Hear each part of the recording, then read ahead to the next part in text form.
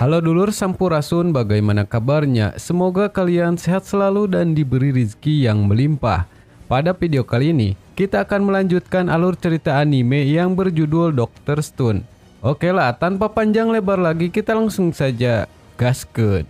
Di video sebelumnya, Senku masih hidup berkat pembatuan di lehernya yang dilepaskan, sehingga organ tubuhnya juga ikut diperbaiki. Lalu demi menghentikan Tsukasa, Senku dan Taiju bersama Yuzuriha mulai menjalankan misi mereka masing-masing. Cerita dilanjutkan saat Tsukasa berjalan pulang. Ia menyadari ada seseorang yang mengikutinya. Ternyata ia adalah seorang wanita bermata biru bernama Kohaku. Terlihat ia membawa rangkaian bunga. Tetapi bunga itu hanya hiasan saja. Ia langsung menyerang menuju Tsukasa. Tsukasa dengan mudah saja menahan serangannya. Kohaku melihat yang Tsukasa lakukan. Ia telah menyandra dan membunuh Senku. Meski ia tidak tahu yang mereka bicarakan, Tsukasa harus menebus dosa karena membunuh penyihir. Tsukasa terkejut mengapa Kohaku menyebut Senku sebagai penyihir. Dan juga ia mengira ledakan itu adalah ledakan gunung yang marah. Di saat itu, Tsukasa menyadari Kohaku adalah manusia primitif murni yang tidak tahu sama sekali tentang pengetahuan.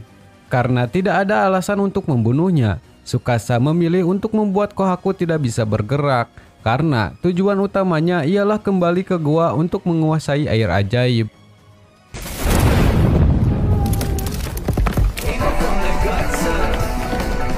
Tidak jauh dari tempat itu, Senku melihat kepulan asap di depannya. Ia bergegas menuju tempat tersebut. Di sana, ia melihat Kohaku tertimpa pohon yang lumayan besar. Dengan cepat, Senku membaca situasi. Ia menanyakan Kohaku apakah masih bisa bertahan. Jika ia sudah berada di batasnya, terpaksa Senku akan menggunakan bubuk mesiu untuk meledakkan pohonnya. Tapi jika ia masih bertahan, Senku akan membutuhkan waktu cukup lama.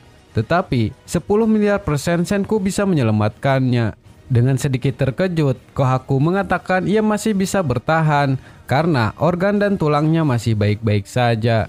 Pertama-tama Senku menghitung berat pohon sekitar 1 ton, yang berarti setengahnya adalah 500 kg. Jika berat badannya lebih dari 60 kilo, ia harus melipat gandakan kekuatannya hingga 500 kilo. Di sana, Senku membuat roda-roda dari batang pohon dan bambu, lalu membuat tali dan dilumuri dengan sabun. Pengetahuan itu ditemukan oleh Archimedes ratusan tahun sebelum Masehi. Dengan benda itu bisa membuat anak kecil memiliki kekuatan layaknya Hercules. Namanya adalah katrol.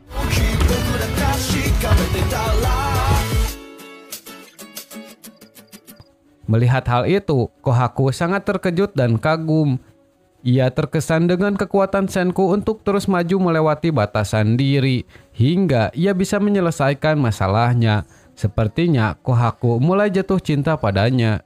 Senku merasa aneh karena Kohaku sudah jatuh cinta padanya, padahal ia baru bertemu di kondisi seperti ini.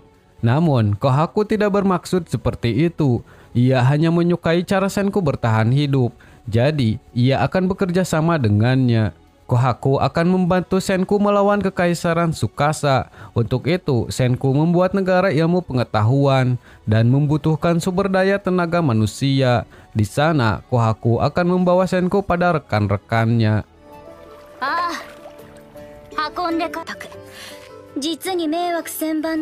Keesokan harinya, Kohaku mengambil air panas untuk pengobatan kakaknya. Lalu, Senku membuat penemuan dengan menggunakan roda katrol kemarin agar lebih mudah membawanya. Namun, karena belokannya terlalu tajam, sehingga mereka terjatuh. Di saat itu, Senku sangat terkejut melihat kediaman Kohaku di depannya. Di sana, terdapat 40 orang penghuni, tidak termasuk anak-anak dan orang tua. Senku berpikir mereka pasti generasi pertama dari orang yang selamat. Meski tidak ada tanda-tanda cairan pembangkit atau semacam ilmu pengetahuan yang diwariskan. Di saat Senku kebingungan, tiba-tiba ada 2 orang yang ingin menyerangnya. Beruntung ia diselamatkan oleh Kohaku. Kedua orang itu bernama Kinro dan Ginro. Mereka adalah penjaga gerbang di sana. Orang luar tidak diperbolehkan untuk masuk. Karena tidak ada pilihan lain, Kohaku berniat bertarung dengan mereka berdua. Senku dengan santainya membuat gelembung dari sabun. Karena ketidaktahuan, mereka mengira gelembung itu adalah serangan.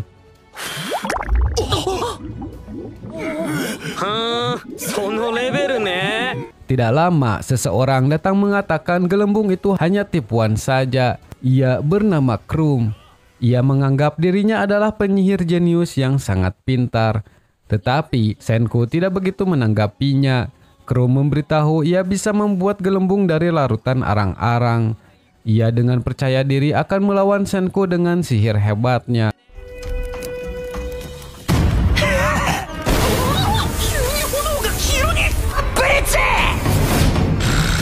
Di saat Kohaku dan yang lainnya terkagum, Senku hanya terkejut sihir yang dilakukan Krum hanyalah reaksi uji api.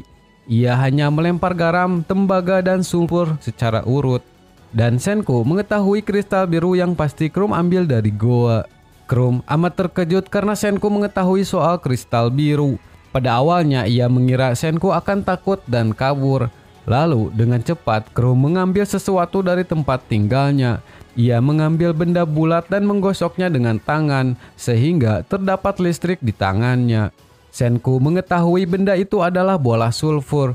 Namun ia terkagum Krum menaruh sulfur yang dilempar ke api tadi dan memasukkannya ke dalam gentong lalu melelehkannya dengan api. Begitu dingin dan mengeras, ia pecahkan bagian luarnya. Benda itu ditemukan pada abad ke-17, namanya generator statis bola sulfur. Lalu Senku menggosoknya dengan bendera yang terbuat dari kulit sehingga kekuatannya 10 miliar kali lipat.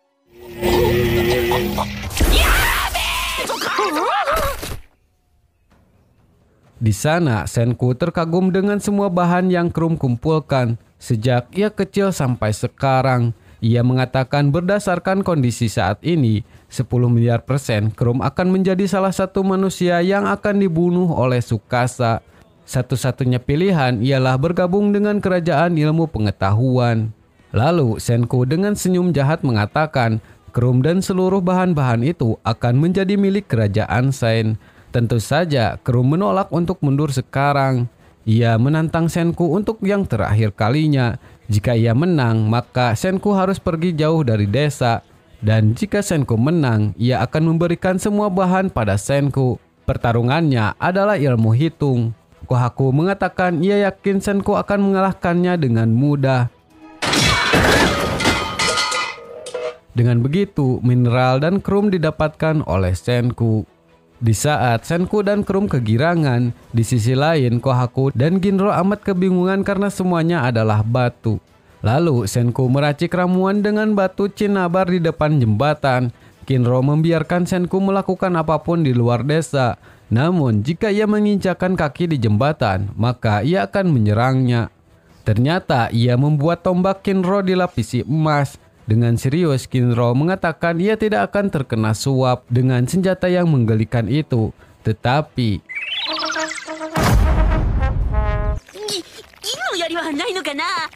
di dalam gudang, Krum juga mengumpulkan bahan-bahan untuk membuat obat. Meski ia tidak tahu obat yang ia buat akan manjur atau tidak, ia akan mengumpulkan semuanya demi kesehatan Ruri. Karena itulah ia menjadi seorang penyihir. Kohaku seperti biasa membawakan air panas untuk kakaknya yang sakit. Jasper, turquoise, 少しだけ外してもらお願いします。お願い、無茶しな。 Kembali ke tempat Krum, ia menanyakan apakah Senku ada ilmu pengetahuan yang bisa menyelamatkan Ruri. Sebelum membuat hal itu, Senku terlebih dulu menceritakan semua yang terjadi padanya.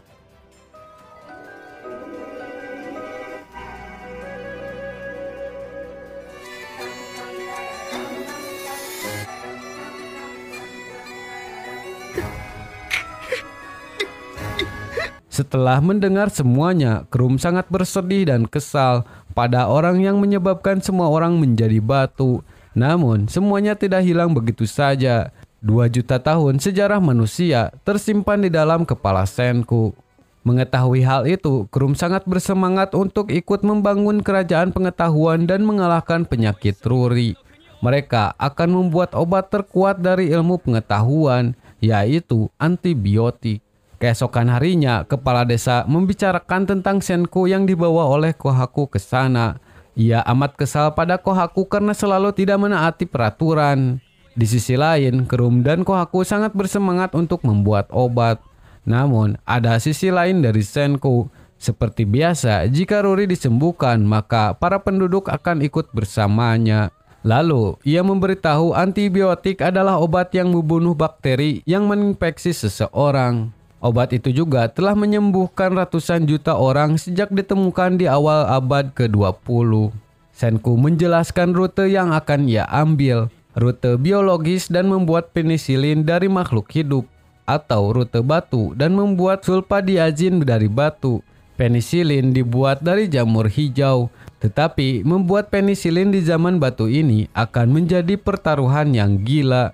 Sementara itu, membuat sulfadiazin akan membutuhkan banyak kekuatan dari sumber daya manusia. Meski di dunia batu ini, 10 miliar % mereka dapat membuat obat itu. Namun, Senku bukan dewa atau manusia jenius. Ia harus membuat segalanya satu persatu. Jadi, mereka akan mengambil rute batu.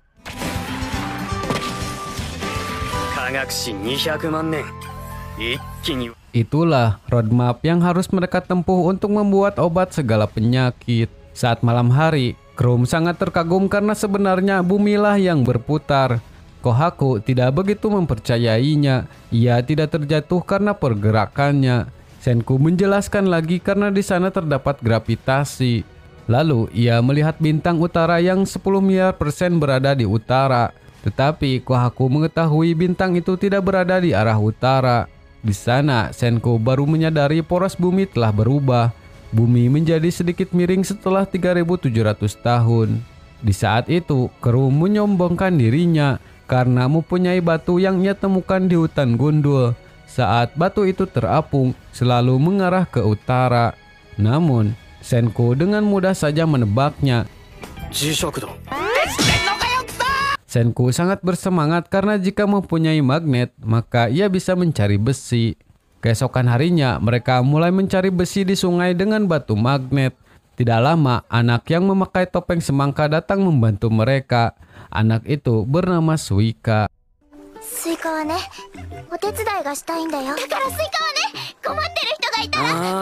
Di kerajaan Sen tidak akan menolak siapapun. Mereka membutuhkan semua bantuan yang diberikan.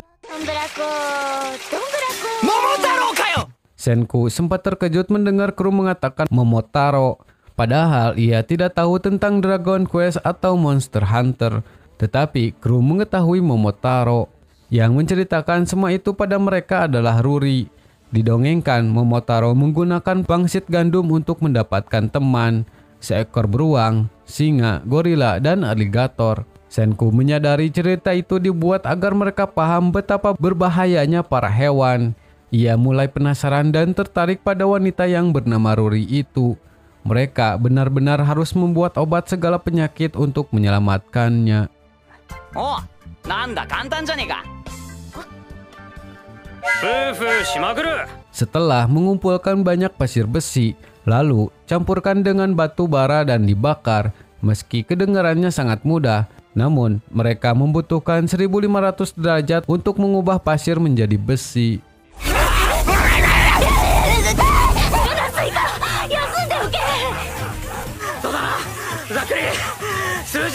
Mereka bekerja dengan keras meningkatkan suhu api. Namun kekuatan mereka berempat masih belum cukup. Sampai pagi menjelang, pasir besi tidak berubah sama sekali. Mereka membutuhkan banyak tenaga dari orang desa. Senku berpikir ia harus tahu soal apa yang diinginkan para warga.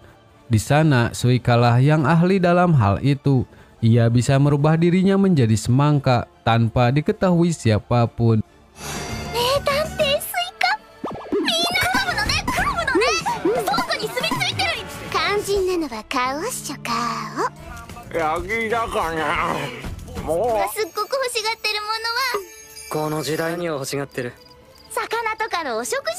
Setelah mengetahui yang diinginkan para warga, Senku mulai mencari millet ekor kucing untuk membuat tepung.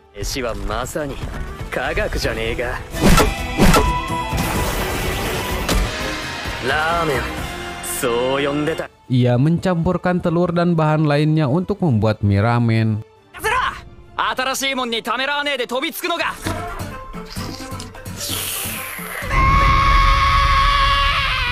Karena baru pertama kali memakan mie, mereka sangat menikmati makanannya. Namun bagi Senku, mie itu masih jauh dari yang disebut mie ramen zaman dulu. Lalu ia membuat gerobak mie ramen. Ia bermaksud menguasai desa dengan makanan ilmu pengetahuan yang disebut ramen. すっげえいい匂いしてきた。 Di sisi lain terlihat seseorang tengah berjalan di hutan. Ia mendengar suara yang Suika mainkan. Ternyata para warga sangat menikmati ramen tersebut. Lalu orang yang berada di hutan tadi juga ikut memakan ramen. Ia mengatakan akan enak jika ia bisa meminum cola. Senku sempat terkejut karena ada orang yang mengetahui tentang cola. Dengan cepat Kohaku beserta dua penjaga menyerangnya. Nama pria itu adalah Asagiri Gen. Asagiri adalah seorang mentalis. Ia mengatakan tidak tahu apapun tentang Tsukasa.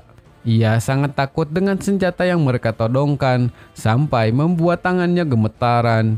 Kohaku menyadari perkataan Gen penuh dengan kebohongan. Ia perlu mewaspadainya. Senku tidak begitu peduli dengan yang ia katakan. Namun semua orang yang memakan ramen harus bekerja padanya. ああそういうことね。必死こ。 Di saat Gen kewalahan, Senku mulai menanyakan keadaan tentang Taiju dan Yuzuriha. Ternyata Senku menyadari Gen adalah bawahan Tsukasa. Ia memutuskan untuk mengakui bahwa ia bersekongkol dengan Tsukasa. Tugasnya ialah untuk memastikan Senku benar-benar mati. Namun setelah melihat apa yang dibuat kerajaan Sein, ia mulai tertarik dengannya. Sejujurnya ia tidak peduli mau Tsukasa atau Senku yang mati. Dari kerajaan Sein banyak ilmu pengetahuan dan ramen, namun pekerjaannya sangat berat. Sementara itu di kerajaan Tsukasa tidak memiliki ilmu pengetahuan dan makanannya biasa saja, tetapi pekerjaan mereka sangat mudah. Senku memilih membiarkannya pergi karena jika ia tidak kembali, maka Tsukasa sendiri yang akan datang ke sana. Setelah Gen melihat apa yang akan mereka buat, ia pasti akan tertarik dan bergabung ke kerajaan Sein. Alat yang akan Senku buat adalah generator. Tidak lama, awan hitam dan petir menyelimuti desa.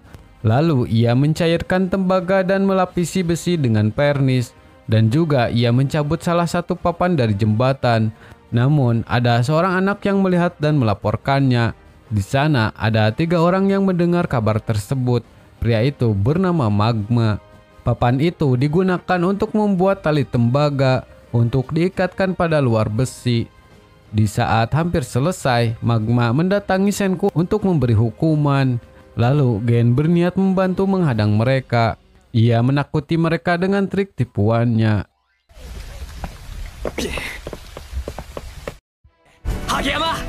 超絶雷スポットだ。 Sesampainya di atas bukit, mereka kesusahan untuk membangun tiang. Terlihat Ginro juga mengikuti mereka. Kohaku melihat tombak milik Ginro dan memakainya sebagai tiang besi. Tidak lama, petir menyambar tepat pada besi penampung. Dengan begitu, mereka berhasil mendapatkan magnet untuk generatornya. Dan sekarang mereka bisa membuat listrik sendiri. Di sisi lain, Ginro sangat kecewa karena tombak emasnya hancur lebur. Gen menanyakan generator apa yang ingin Senku buat.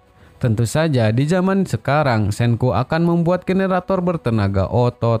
Setelah itu mereka membuat lapisan tembaga untuk membuat piringan. Dan jadilah generator pertama yang mereka buat, yaitu generator 2 sisi. Namun mereka harus memutar dari kedua sisi secara bersamaan. Kedua putaran haruslah sama. Jika tidak, maka benda itu bisa hancur. Mereka menyadari ada 2 orang yang selalu bersama, yaitu Kinro dan Ginro. Pada awalnya, Kinro menolak untuk melakukannya. Gen meyakinkan mereka bahwa listrik bisa membuat tombak emas dan perak. Senku berbisik pelapisan dengan listrik itu tidaklah mudah. Namun, Kinro dan Ginro terlihat sangat menginginkan tombak itu. Dan akhirnya, di sana Gen masih belum percaya mereka berdua bisa membuat listrik. Untuk membuktikannya, Senku sudah membuat serat lampu bohlam. Ia amat terkejut Senku bisa membuat lampu. 俺らの時代に暗闇はねえ。人類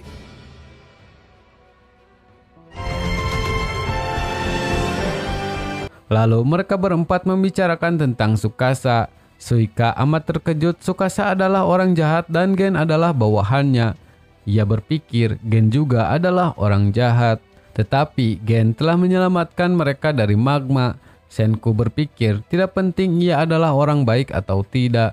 Mereka membutuhkan Gen di kerajaan Sein. Ia akan menyuruhnya memberi laporan palsu pada Tsukasa dengan mengatakan Senku telah mati. Karena itulah satu-satunya cara agar mereka bisa menang.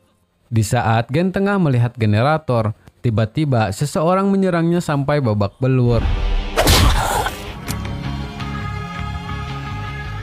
Mendengar keributan, Kohaku dan yang lainnya bergegas ke sana. Mereka terkejut melihat Gen sudah berlumuran darah. Tetapi Senku menemukan kantung darah palsu untuk melindungi dirinya. Meski ia selamat dengan kantung darah, tetapi luka yang diterimanya sangat parah. Karena penasaran dengan pelakunya, Suika berniat menyelidiki orang tersebut.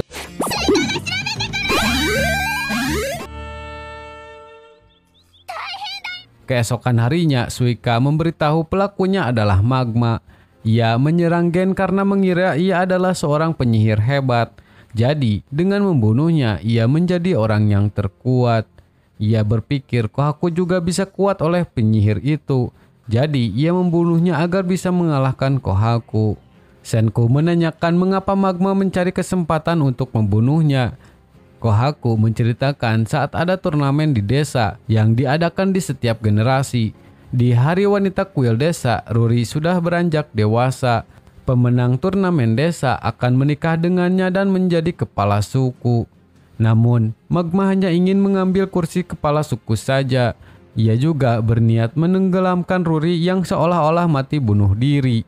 Mendengar hal itu, Kohaku sangat kesal dan marah. Ia berhasil mengalahkan Magma di final turnamen desa kemarin.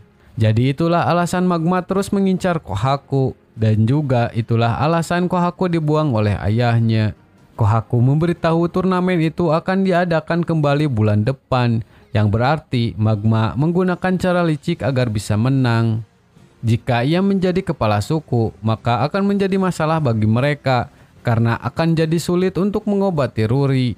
Kohaku berpikir ini juga adalah kesempatan baginya. Jika ada pria yang bisa mengalahkan Magma, maka memberikan obat segala penyakit akan lebih mudah. Untuk itu, ia menawarkan Kinro dan Ginro menikah dengan Ruri. Mereka berdua sangat terkejut karena tidak sedikit pun memikirkan hal itu. Dengan serius, Kohaku mengatakan ia hanya ingin menyelamatkan kakaknya. Mereka berdua mulai berlatih dengan Kohaku, namun mereka masih belum serius berlatih. Kohaku sangat ingin melatih Krum dibanding orang lain, tetapi Ginro adalah satu-satunya kesempatan untuk mengalahkan Magma. Ia meminta maaf untuk hal itu karena Kohaku tahu Krum sangat menyukai kakaknya. Di sana, Krum teringat saat masih kecil, ia bermain dengan Ruri di sebuah ladang bunga. Tetapi sejak kecil Ruri sudah terkena penyakit. Melihat hal itu, Krum bertekad suatu hari nanti akan mengobati penyakit Ruri. Lalu ia mengatakan ia tidak masalah dengan hal itu. Yang ia inginkan adalah Ruri meminum obat segala penyakit dan melanjutkan kehidupannya. Dengan begitu mereka menyerahkan turnamen pada petarung. Sementara mereka berdua fokus untuk membuat obat untuk Ruri. Di saat Krum tertidur, Senku masih terjaga dengan meracik obat herbal. Lalu ia mendengar gumaman dari Asagiri. Terlihat mereka membicarakan sesuatu. Keesokan harinya, Krum sangat panik karena Gen melarikan diri. Senku sangat yakin ia akan kembali pada Tsukasa. Semua orang kebingungan karena Gen pasti akan mengatakan Senku masih hidup. Di saat Kohaku akan mengejarnya, Senku langsung menghentikannya.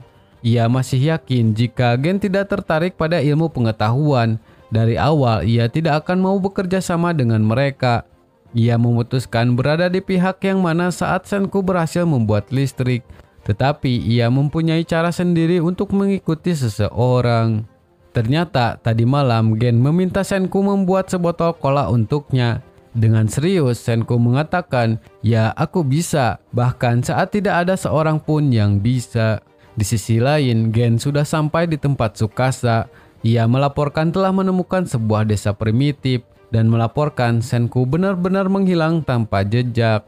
Demi sebuah kola, ia rela memalsukan laporannya. Meski tidak setimpal, ia hanya berharap bisa mendapatkan kola yang dingin. Hari ke hari terus berlalu. Kinro dan Ginro terus mengasah kemampuan mereka untuk pertarungan di turnamen. Di sisi lain, Senku dan kru mulai berencana membuat obat. Namun, ada benda yang sama penting seperti besi, material buatan manusia pertama dalam sejarah yang disatukan dengan ilmu pengetahuan. Benda itu adalah kaca. Karena kaca dapat menampung segala jenis bahan kimia, kaca adalah pondasi dari kimia. Dan mungkin jika sudah mendapatkan kaca, Senku berniat membuatkan kacamata untuk Suika. Karena Suika mengalami rabun jauh sehingga ia tidak bisa melihat dengan jelas. Namun, itu bukanlah penyakit ataupun kecacatan. Senku memberitahu di peradaban modern, rabun jauh sudah bukanlah masalah lagi. Kacamata itu telah memperbaiki segalanya. Mendengar hal itu, Suika mengatakan jika mungkin bisa ia ingin melihat keindahan dunia meski hanya sekali saja. Kaca pada umumnya terbuat dari pasir kuarsa. Namun, Senku tidak melihat bahan itu dari koleksinya kru. そしてこの辺いっぱい取れそうだ。なるだけ透明なつ Sesampainya di sebuah bukit, mereka langsung menggali untuk mencari bahan. Di sana terdapat banyak sekali pasir kuarsa. Selanjutnya, mereka menggiling pasir menjadi butiran bersih. Setelah mencampurkan bahan-bahan, lalu melelehkannya ke perapian. Dan beberapa lama kemudian, mereka berhasil membuat kacamata untuk Suika. Senku membawanya ke suatu tempat. Di saat Senku memasangkan helmnya, Suika hanya bisa terdiam bahagia.